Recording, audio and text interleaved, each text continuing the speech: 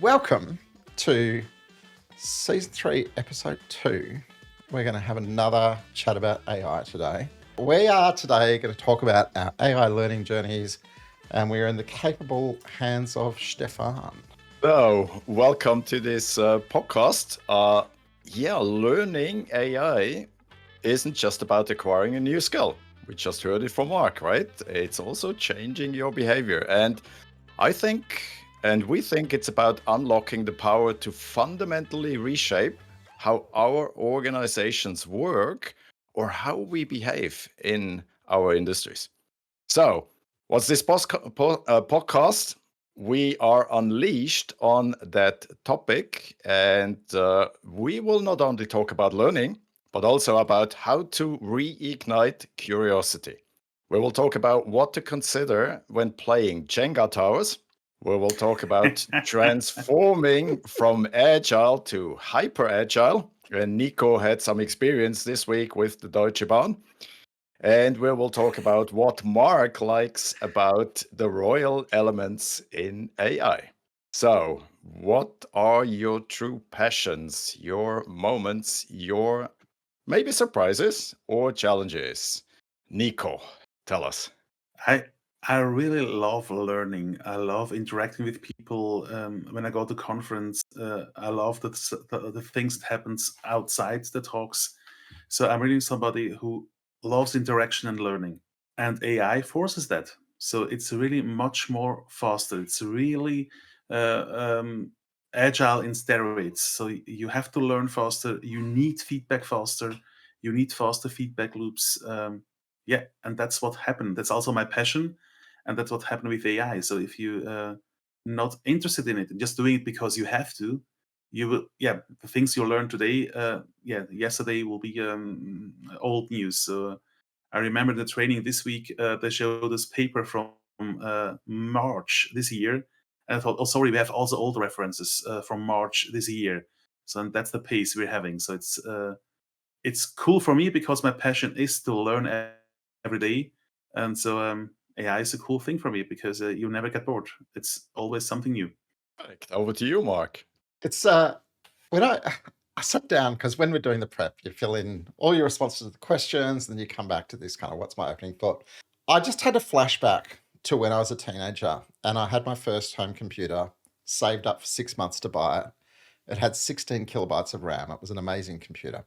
And if you're old like me, you remember once upon a time we used to talk about peek and poke. And peek would allow you to peek at a specific memory address and see what was in it. And poke allowed you to put something directly into an address in memory.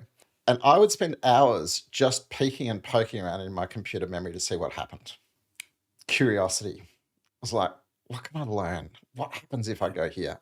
And that was 40 years ago.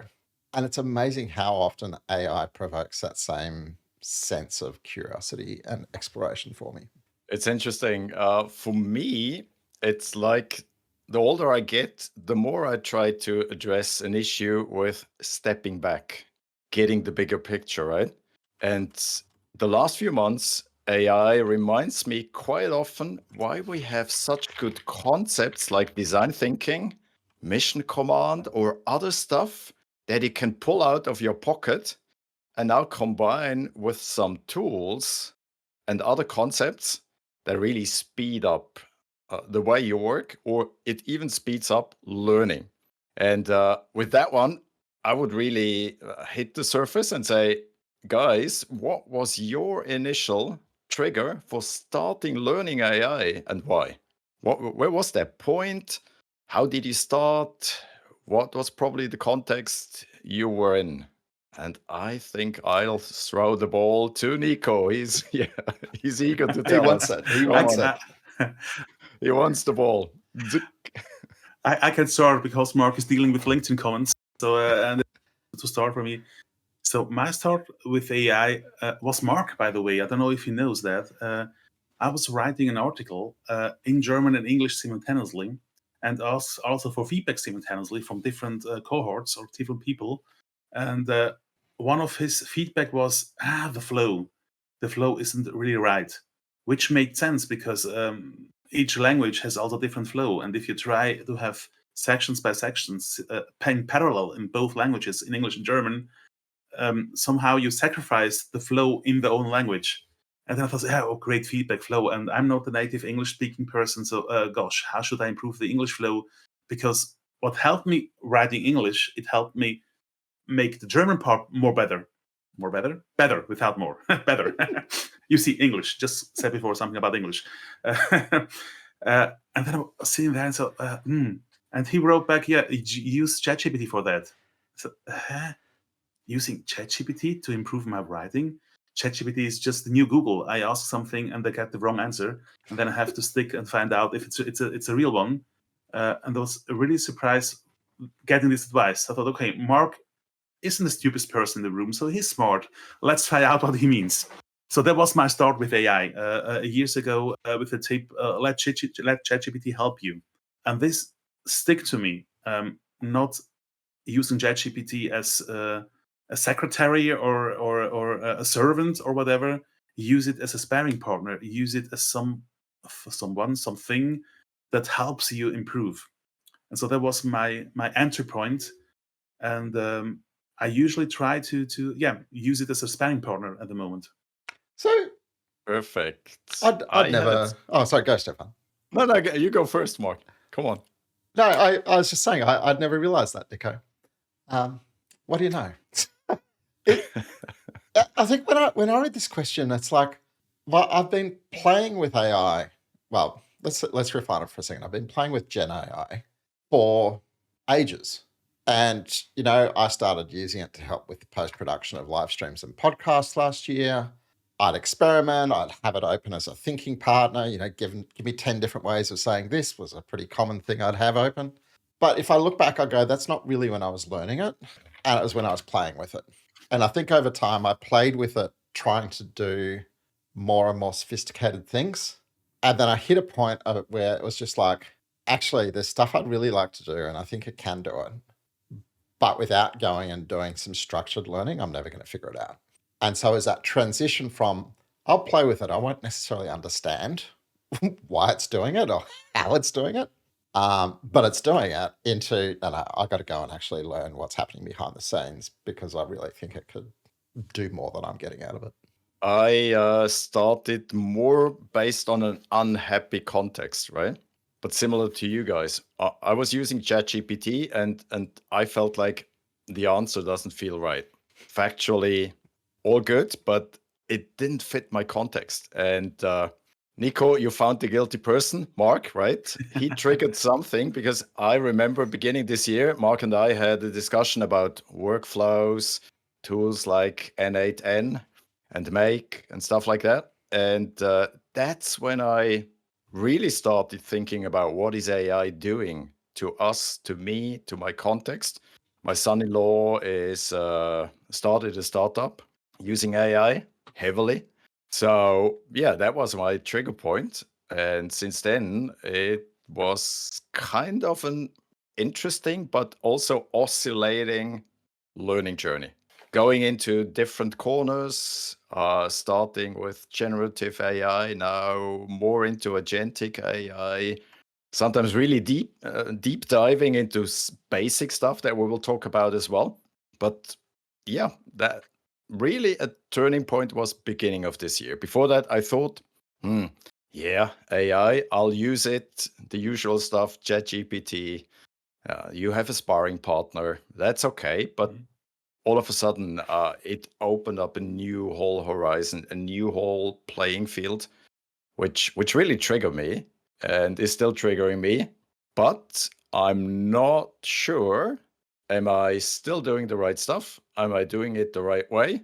And I'm constantly kind of checking my learning journey. Am I still on the right path? Does it really suit me? Or do I get lost in space, right? How does that feel for you guys? Do you feel this as well on your learning journey? Yeah, I'm resonating with getting lost. How is it called? This effect, this Kruger effect. I don't know. I think it's more as a learn. Dunning-Kruger is what you're looking for. Dunning-Kruger. Yeah. Dunning-Kruger. Thank you. I thought there was a other name also in front. As better at becoming AI, I realize how stupid I am with AI. And also being in the same channels with Mark, you realize how stupid you really are. No, it's really cool to see what he's doing. I have the same feelings. So comparing with other normal people, I'm really far away from what they are doing.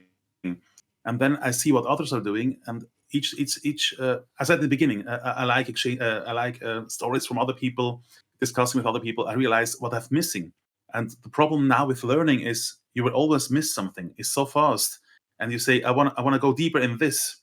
It's a decision that you have no chance to go deeper in that. Before, when I was younger, it was easy. You just take the whole weekend and you go deep in everything, because the whole weekend is you don't go for a beer. You say, okay, I do both. Now you don't have the chance to do both. You have to decide where do you go, Yes. and you miss the other. So for all people who have fear of missing out, that's really a problem. You will miss something because you have decided to go for this direction. I hope all the portfolio leaders understand now. You have to say yes to something. If you say yes to something, I've said no to something else. And the AI shows me that I need more hours in the day to do everything. And yeah. Yes, you have Mark, to go. your rabbit hole experience. I'm keen to hear that. Like, I mean, I had days after I kind of, how to describe it, after I crossed the chasm of going, I'm going to get serious about this. I'd have days where I was like 16 hours of just learning and experimenting. And my wife created a term for it. She called it, you're in the AI hole again. Because I'd just get lost and hours would pass, and then I'd decide that I needed to stand up and walk out of my office, and I would not be present in any conversation because my brain was still connected. Like, it was craziness. And for the first little while, it was like, I don't think I can ever catch up, because the more I learned, the more I realized I didn't know.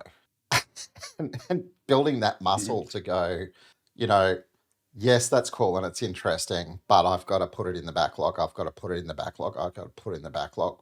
And it's still happening to me every day. I was just saying to the guys in the warm up to the show, right? You've probably figured out we're using AI to generate our thumbnails now. And it's kind of fun. It's particularly fun playing with cartoon style thumbnails. So last weekend, I spent an hour playing around with a couple of the cartoon generation AI sites. Went, oh, you can really do stuff here. And I'd never imagined I could create a cartoon before, but I could imagine that now. And I literally just had to stop and go, there's so many other things higher on my priority list than learning how to use AI for cartoon generation. Put it away. So let's turn our attention to more towards the fundamentals of AI. You both mentioned it. There's so much to learn. There's so much on your table every day. How do you make sure you can focus on fundamentals? So what is or what was on your plate at the beginning? How did you tackle learning AI?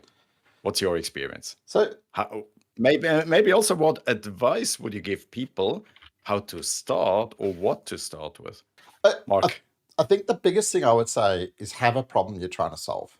Right? Okay. What is the project that you're working on? And it doesn't matter whether it's anything to do with work. Have something that you're trying to achieve, so that every time you go and learn something, you're learning it so you can achieve that thing better.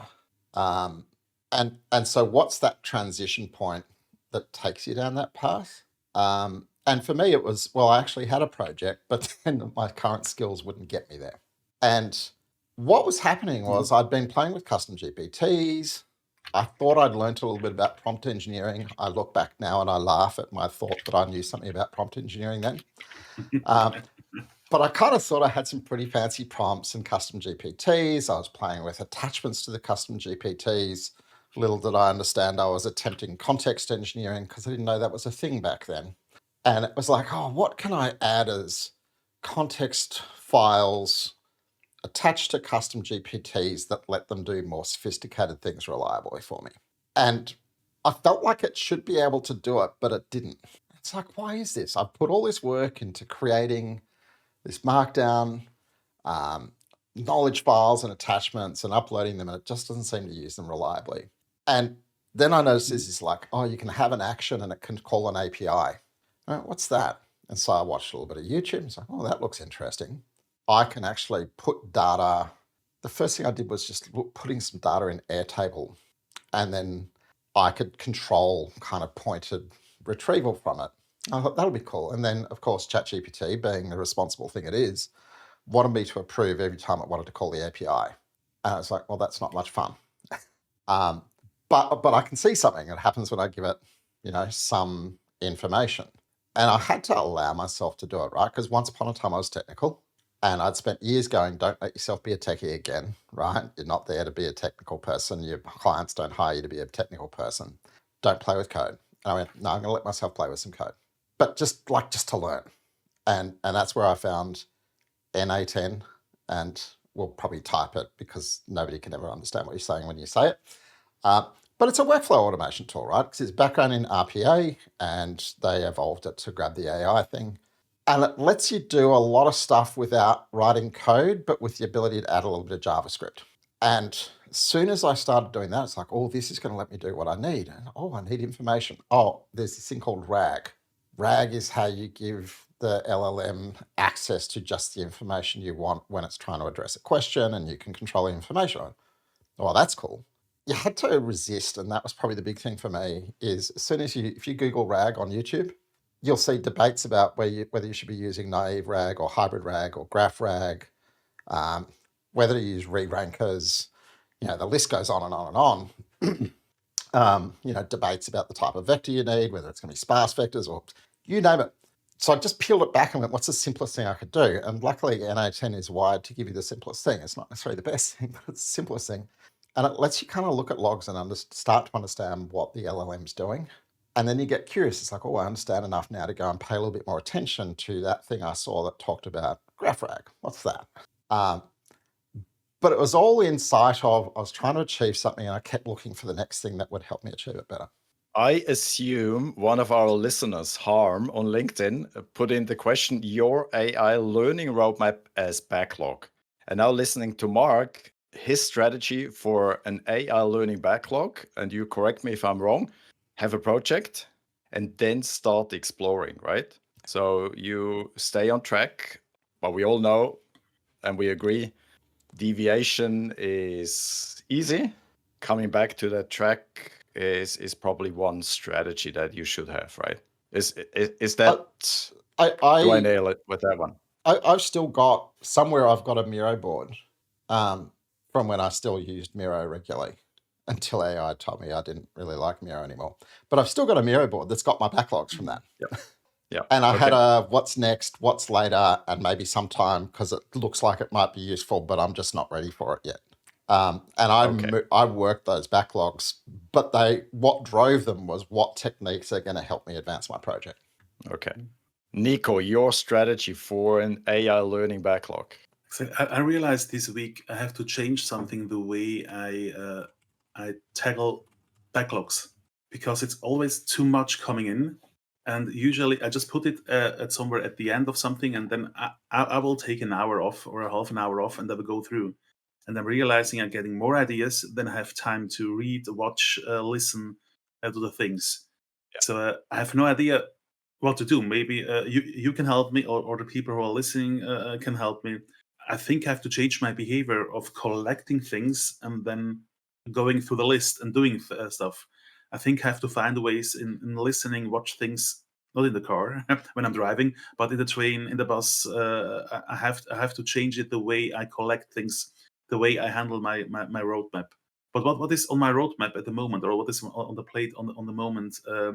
It's going more the way of agentic AI. So what I've done in the past was using ChatGPT, for instance, to write me emails in my style, because so I need so much time to write nice emails.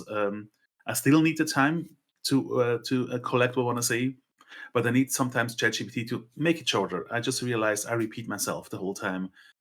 This information one time is enough. Can you streamline it, but still in my tone?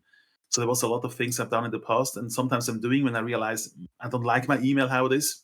I don't let ChatGPT write for myself an email. I think it would lose the soul. Maybe it sounds strange, I don't know. But I gave him, this is my email, can you reformulate it? And what I did a lot was every day thinking about, is there something AI can help me, even if it needs more time? Just that I get more information, small learning out of it. I also once did or let AI create a program for myself. I want to automate something. I wasn't sure how to do it. I just asked, and in 10 minutes, the whole my task was automated. And now the next thing I want to do is there are so many things I don't want to do anymore, but I have to, like expenses, put it in an Excel sheet and make a PDF out of it. And just think about it. Wouldn't be something I can do? I give my assistant. And agentic AI is something I want to go deeper in, and it's on my backlog since a month. Unfortunately, no new trend came up, so that I can skip this AI phase, this AI agentic phase. So I have to dig in and go there. Yeah, talking about backlogs, at the moment I have two swim lanes. One is really what we already heard from you guys is exploring, right, along certain topics, ring fencing what you want to explore, how deep you go. And then I did a little experiment. I asked AI if I really would like to understand fundamentals of AI. What is it? How would you structure it? And how much is it? Guess what? There's material for the next 3 to 4 years. It's like studying the whole stuff again. And I created a second swim lane. Some stuff on it is, for me, I probably have to dive into it, although it reminds me of my college time when it comes to math and calculus and stuff like that, where I said, do I really have to do that? Yeah, probably. I have to understand what statistics is again, probability. And there's other stuff on there. I have no clue, but I'm curious enough. I probably, sooner or later, I have to dig into that one. So backlog strategy, Harm, thank you for your question. I hope we could give you a little bit of guidance or some hints how we address it, because we are still at the beginning of our learning journeys as well. Niko.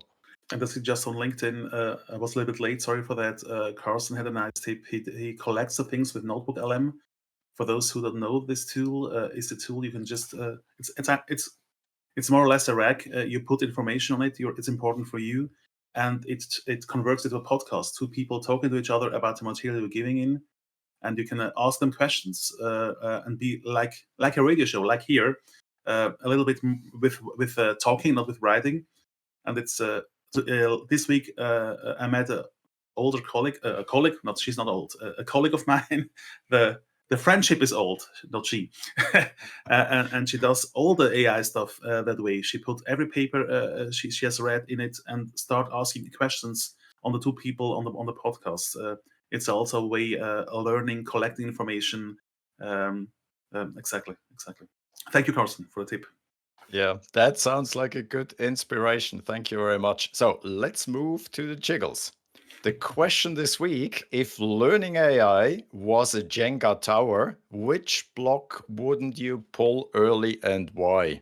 For those of you who are not familiar what a Jenga tower is, it's built out of similar blocks, similar size, weight, and you can build tall towers, and then the fun game starts. You have to retract one block after the other. The one who retracts a block and the Jenga tower collapses, you lost. Sorry. Okay, we're talking about this Jenga tower, and we're talking about which block wouldn't you pull early and why? Who would like to start? I can. Niko. So you're early in the game. So you took away this thing that doesn't hurt you so much for stability. So you don't take something out that will crash the tower. So in my case, I thought I would like to remove the hype block. There's so much hype around AI. I don't need this one. Okay, I have to put it on top again and then. But I would like to remove it and not use it anymore, even if it's useful, because without it, I cannot start. So it was important that I can start a tower, but now it's standing and become much more beautiful and bigger. I can think it's the next one I can remove without that it collapses. I hear Niko saying, let's change the rules, right? Okay, Mark. Oh, that's me, sorry. Perfect. It's funny, Niko, because I haven't played Jenga in a long time, but whenever I played it, I always went, what block can I remove that adds to the level of difficulty for everybody else most? Oh, Possibly says something about how I play games, but anyway. Okay. It's kind of a weird one because I instantly, when I saw this jiggle, I went, I know exactly what I'm going to say. And then I've had second thoughts recently. So I'm going to say it and then I'm going to give you the second thought. I wouldn't pull any block that had anything to do with maths. I'm in. because I think one of the things that like holds people back in their AI journey is that they think that there are kind of two extremes. There's, I know enough about AI to type something in ChatGPT, and there's, I know enough about maths to do something serious with AI. And a lot of people feel like there's no in-between ground there. Like if you don't understand the deep maths of neural networks, then you can't do serious stuff with AI. And I think that's wrong and it's bad. There will come a moment, right? And I've hit those moments where I've gone, oh, now I want to understand it. There'll come a moment when you're curious enough to go and understand the maths because it's going to help you at the next stage of your journey. But it's very easy to just overwhelm yourself fast.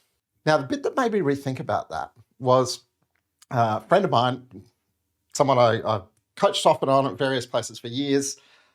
We've become friends. And she's doing, I want to say Stanford, and then she's going to text me and go, it's not Stanford, it's this place, right? But she enrolled in one of these AI for Leaders courses being offered by the American universities or colleges. And she's doing a project there. And I was chatting to her about it last week, saying, how are you enjoying it? And she said, it's really fun, getting close to the end, capstone project coming soon. But I tell you what, early it was really hard because they made us understand this really complicated maths. And it did my head in. But after I waded through it, I felt so much more confident walking around the office, having conversations and helping people think because of the fact that I'd made it through the maths and had some clue what was happening under the covers. So there you go. Here. Wise words of a change agent. We'll come back to that one. So when I was thinking about this question, I was on a similar track like Mark. Every block with deep theory behind the models, I wouldn't pull early unless I'm a mean player and I would put the others under pressure, right? Or sometimes I might like to show off, but it's not about showing off, it's about learning. That's what we are talking about. So I inverted the question and I thought about and I asked AI, what should I pull? Step one, what is AI and what can I do, right? That means I have to contemplate what am I able to do? Like you said, Mark, do I understand that? Do I have to widen my horizon? Which field should I play, right? Am I playing Champions League already without having played on a smaller soccer field? Second step, how to use a pre-trained model, right? We are using all those models. Do we really know what's going on at the back, right?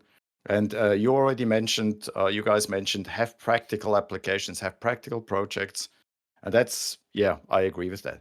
And then probably the next step, and I'm really tempted by that one, how to build a simple model using a high-level library. It forces me to do some hands-on coding, and that's what I like as a developer. How can I better understand that stuff, right? I would like to answer the real question because I answered which one I would Go for it. put away early. So let's answer the question which one not to pull early.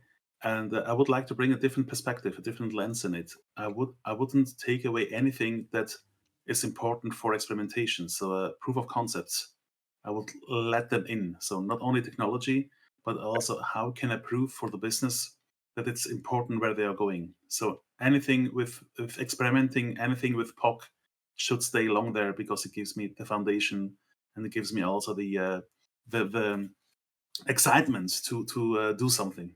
That's an awesome hook, Niko. That's the next topic I would like to tackle with you guys. We're talking about learning. Who should learn? What should they learn?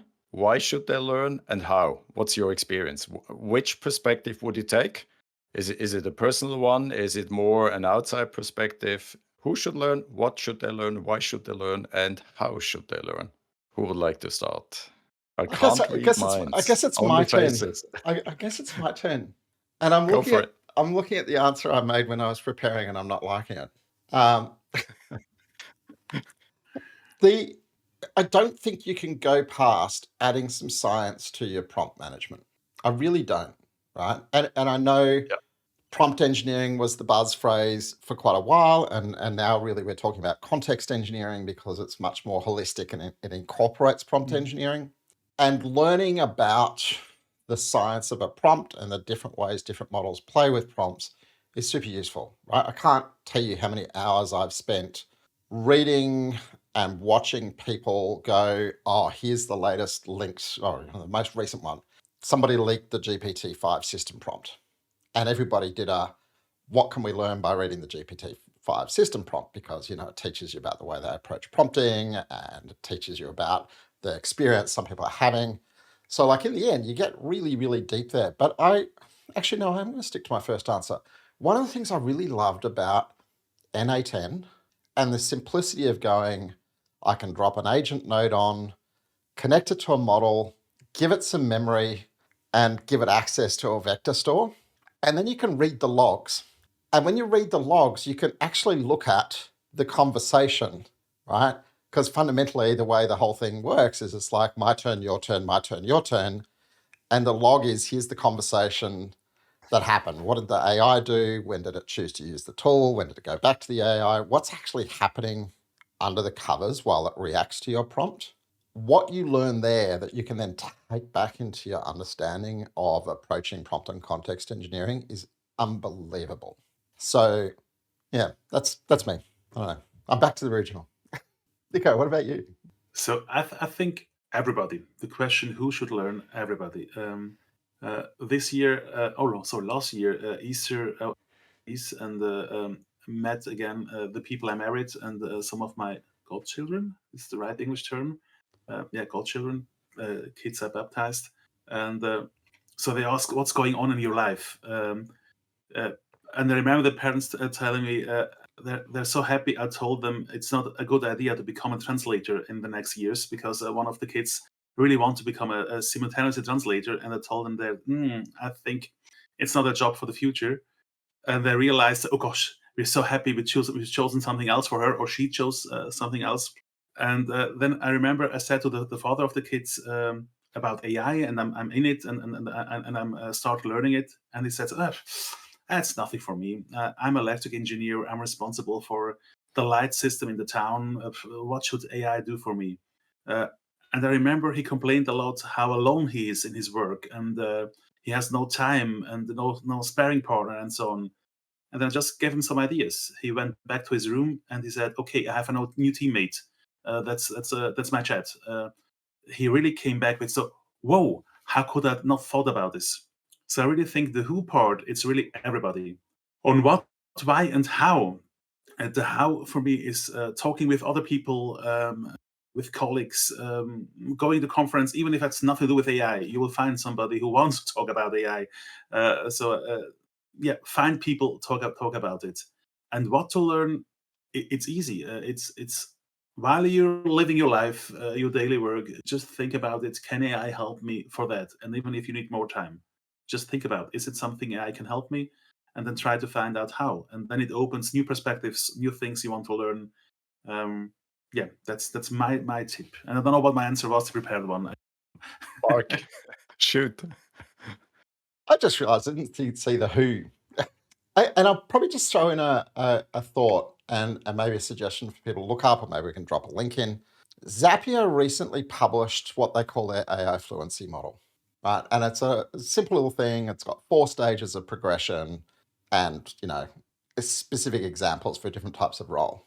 And one of the things I wrote about as I used it was, I said, well, we're using this as part of our hiring policies. Anybody we hire, we're evaluating in terms of their AI fluency, and we're making decisions. And if they're not past a certain level of AI fluency, we won't hire them. And that was really interesting. And then they said, okay, we're also looking out for growth planning. What they did was the first level, right? It's not walk, crawl, run and one of those. The base level of their model was unacceptable. And it was so brutal, right? And, I've been working on an adaptation for the client that I'm working with at the moment. And so we're kind of taking it as inspiration. We're starting to contextualize it a little bit. And of course, I'm working with GPT as a sparring partner and testing it with folks. And a lot of people look at that unacceptable level and go, that's pretty harsh, right? Everything else you're talking about aspiration and you're basing this thing on harshness. But I felt actually it's such a good signaling mechanism. So I checked in with the CEO and I said, look, working on this model, get a lot of this feedback about the unacceptable level. My gut feel is you'd like it to keep it there as a clear signal. And she said, absolutely. I want to know that if you're sitting in an unacceptable, and you think AI is hype and that AI just writes terrible code and you should never use it to write code. If you're sitting there, I don't want to hire you for my organization. And if you're in my organization sitting in that stance of thinking you don't need to master AI to do your job better, then I don't want to keep you in my organization. And, that's the who. Wow. Everybody want to keep your job, want to be relevant, master it. That's interesting. I'm picking up that red thread, and some of you know I'm deep into leadership. It's one of my focal points, and I think there's a huge shift of paradigm for leaders, right? If your smart people get even smarter with their AI partners, their agents, what will be the impact on collaboration? How do you set up this environment of the future? You say, Mark, everyone is affected. Mastery, right? There's different layers of abstraction. We're still talking about a strategy, still talking about how do you coordinate value streams.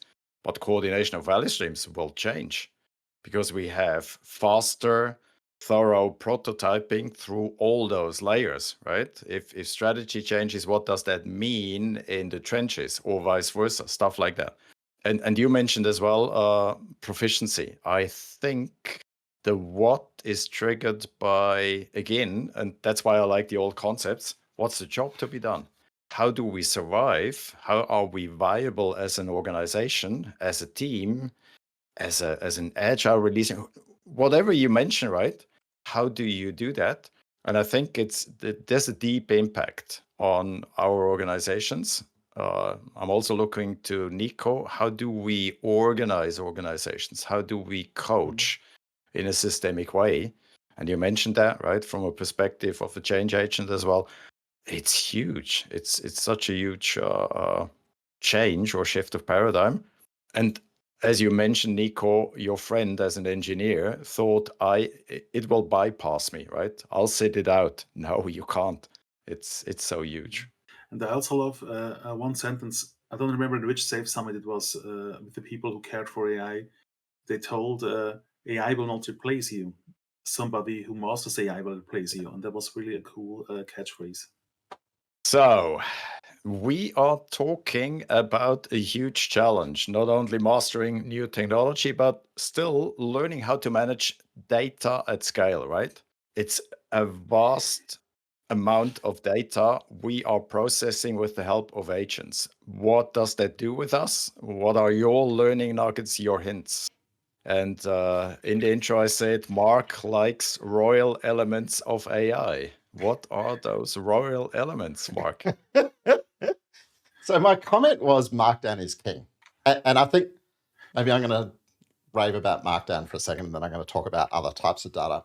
Go for it. One of the moments that happened for me, and I guess there's a background to this, is whenever you get if you're working with ChatGPT or some other model, whenever you get nicely formatted results, it's Markdown that's been used for formatting, right? They don't use rich text. They don't use anything else. They use Markdown. And Markdown looks like, if I want a level 1 heading, I go hash space, or pound if I'm American, pound space, and then the thing. If I want to bold something, I surround it with double asterisks.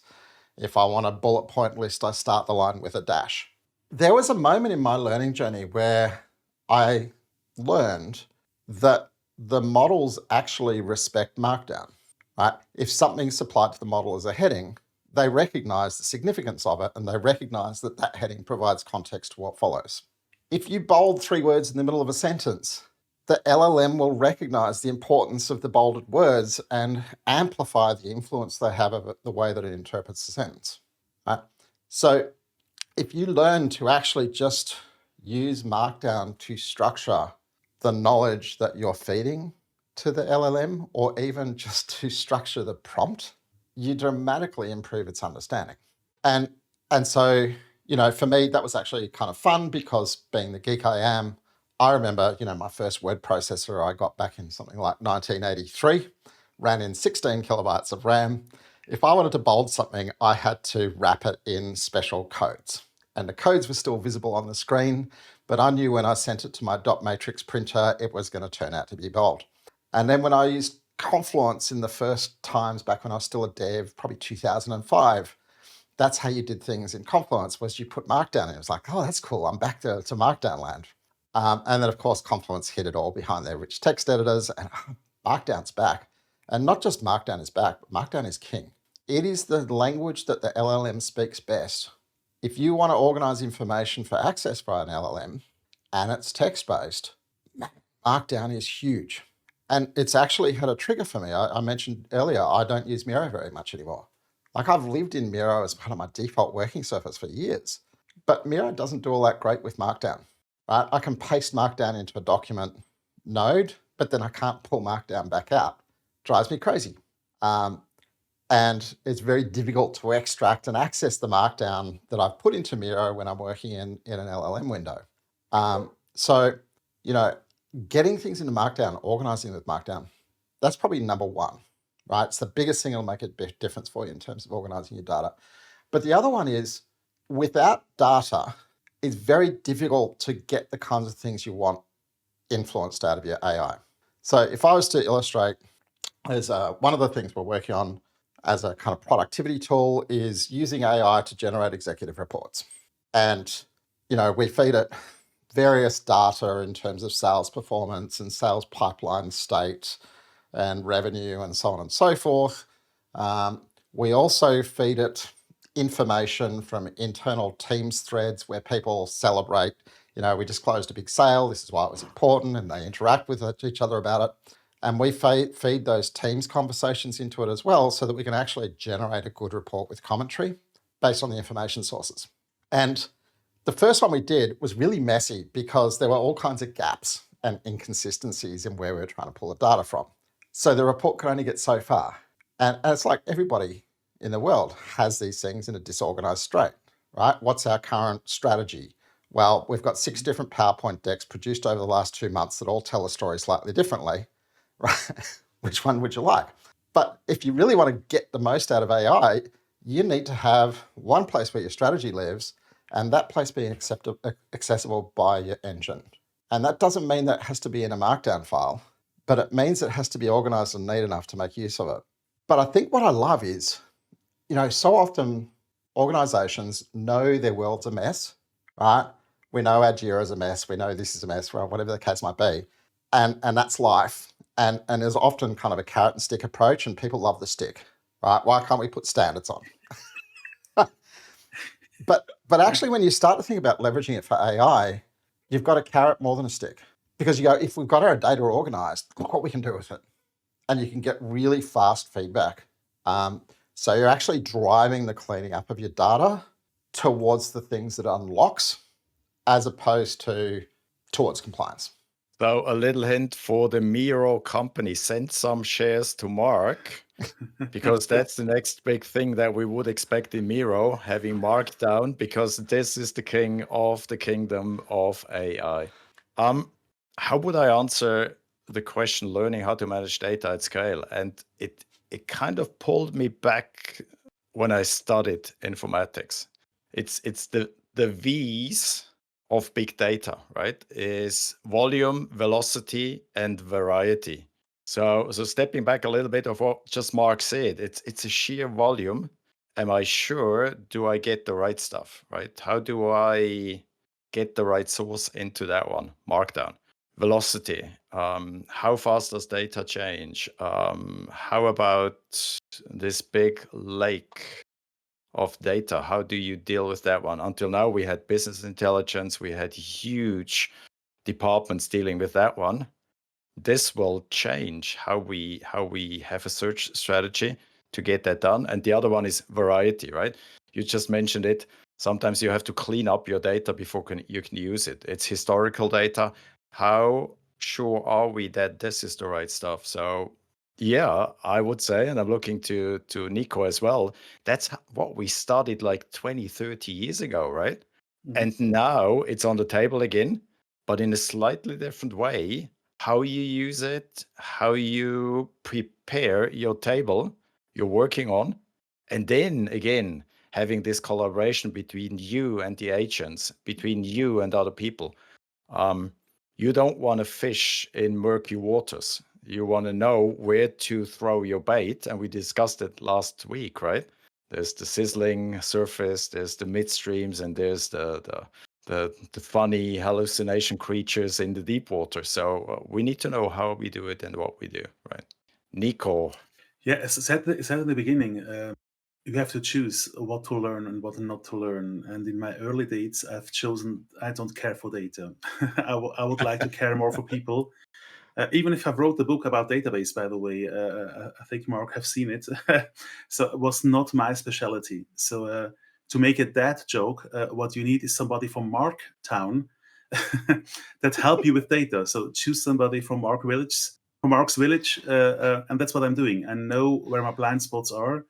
I'm not expert in that, so I will not give you any advice or can share any story. My sharing is know that you have blind spots, be capable to understand what the problem is. So I can talk with you 5 minutes about data, but I will have no clue how to do it. But I know who to talk to or who to find in my environment, who colleague is better in that. And I personally think that will be more and more the future. So I know what your skills are, be able to understand a lot, but also be able to have friends. Having friends is important who are better in that, and call them, bring them in, and extend your mandate or whatever. You brought in a keyword, Niko, honesty, right? And being humble. I've probably, the last few months have probably been the most humble months in my life on my learning journey. I learned that I know nothing about certain stuff. And even if I'm trying to acquire some knowledge, I still don't know enough to do it. And it needs a good collaboration. It needs good confirmation of what to do. And with that, I would like to go into this conclusion wrap up round of our podcast. Your personal outlook about the nature of generative or agentic AI. And talking about that one, we know it's non-deterministic, but people like clear paths, clear plans, deterministic stuff, right? There's the production line, there's a trigger, there's an outcome. And now we are in a non-deterministic world. What is your outlook? What is your prediction? What is probably the impact that we face in the future? So let's start with the human factor. Niko. Exactly. When I read this question, the first answers were, okay, we have to better and learn together, and I forgot the term for it, supervised learning, and so on, and helping AI or neural networks becoming better was my first impulse. And then I thought, so wait a minute. If I ask you something, Stephan, and if I ask Mark something, I will not get the same answer. So why do I expect if I ask ChatGPT to get 2 times the same answer? It's just a different person. Or even if I ask you today something, and in an hour something, I will not get the same answer. So this non-deterministic is in our nature. We have learned to deal with it. Okay, our process maybe not. They want to have always the same answer. So by the way, during my studies as a computer scientist, in the early days, I was surprised that the numbers, the Zufallsnummer, help me, Stephan. The random numbers. Random numbers, yeah. That if you have a program with random numbers, that they always the same sequel, so you can test them. That was for me, so, random is not random. So, and now we are back in that. So when you do the same thing again, you get something completely different out of it. And that's how human also are working. Every hour you give a different answer. If we ask the same question again in 5 minutes, you will get completely a different. We can redo the whole podcast again, and you will have a completely different one. So it's in our nature. We have to be more resilient with that. Our systems, our procedures have to be resilient that you don't got always exactly the same answer. If that, then that. It's just a stream of answers. You have to deal with it. Deal with it. That's a really interesting perspective, Niko. I love chatting about AI with you because you cannot escape being very human-centric. I've got to come at it from a really different angle. And I think, sometimes being non-deterministic is great, right? Humans are, as you said. But I think there are times when, you've got to have a level of control around how non-deterministic you are. What is needed in order to have the proper structural support so this bridge doesn't fall down?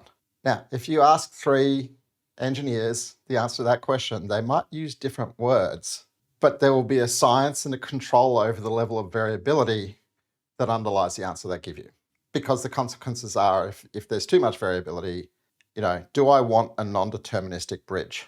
Maybe to watch you drive over it. And this becomes the thing, right? We know if AI for you is playing with ChatGPT and having a look at its answer and then tuning it yourself a little bit and doing something with it, then that's kind of okay because you're supplying your own effort to control that non-determinism. And hopefully you've got some level of awareness over the types of things to watch out for. And a really simple example would be, hallucination. Back when I started using ChatGPT to do the blog posts for our podcasts, one of the things that was in my prompt was, find a really good quote to lead with. And every now and again, I'd look at it and I'd go, oh, I can't believe we were that clever in the moment, because it'd give me these beautiful, beautiful quotes. And then one day I was just like, I really can't remember anybody saying that. And I went and searched the transcript and nobody said it. And the truth was it couldn't find a good quote, so it made one up for me. And I went, oh, that's kind of embarrassing, right? And I'm going to build a bit of a protocol. And actually, I tried many things until I learned some ways of avoiding it. You've got an exposure, right? There's a truth that says if you've got AI in the middle of something, it's slow, it's expensive, and it's non-deterministic. And if we think AI is going to be in the middle of everything from now on, right? Well, where do you hand control to something that's slow, expensive, and non-deterministic versus not? And how do you put parameters of reality around the non-deterministic nature of it? Sorry, go, Niko. You're talking about lawyers. They are the same. They are slow, and they're not give you ever the right and same answer. Sorry for interrupting. So you take a really simple thing like the cost side of it, right? Imagine you deploy a chatbot to your website because everybody thinks that's what you do with Gen AI. And the truth is people start using it and all of a sudden you're racking up thousands of dollars worth of token costs for people going, oh, here, somebody's exposed a chatbot that instead of paying for a ChatGPT subscription, I'll go to their website and life's good, right? You've got to have protections and controls, and you've got to solve the problem of going, it's got these issues, particularly the non-deterministic, but I have some ability to control and safeguard myself against that. And as a guy who, when he was still technical, believed that if you weren't doing TDD, you were not a professional developer. I think what I love about sort of what I'm seeing in the world of Gen AI at the moment is if you are not taking evals seriously, then you can't call yourself a professional AI person. In fact, you're a cowboy who's possibly running really high risk unless you've got incredibly high levels of human in the loop supervision. And so, the first couple of months I was playing, I went, oh my goodness, how on earth do you approach something like TDD, BDD when you're dealing with answers from LLMs? And it was one of those things that kind of went in the backlog and I went, I'm not ready to learn it yet. I'm not ready to learn it yet. I'm not ready to learn it yet. But if you actually go and look in kind of the publications about people building AI things right now, I regularly see people say 2025 is the year of the eval. So BDD is back, baby. And I will pick up the question or the statement from Harm on LinkedIn for legal and government. Their systems are non-deterministic. That's a real challenge. And that leads me to my outlook. There's two hearts in my chest. One is AI's output is sampled. There's magic in it. It's creative, subtle context. you can try, you can prototype, but on the other hand, there's chaos. How can I reproduce it? How can I build a stable bridge that abides to what legal and standards and compliance is, right? How do we deal with guardrails and unpredictable paths? And by the way, how about traceability? It's still there, right? How do we do audits? How do we align in a non-deterministic world? And that's the beauty of it. It's creative, but it's also dealing with something, a new beast that should be, if it's a dangerous beast, in a cage as well. With that, let's go to our just one key takeaway. Niko, shoot.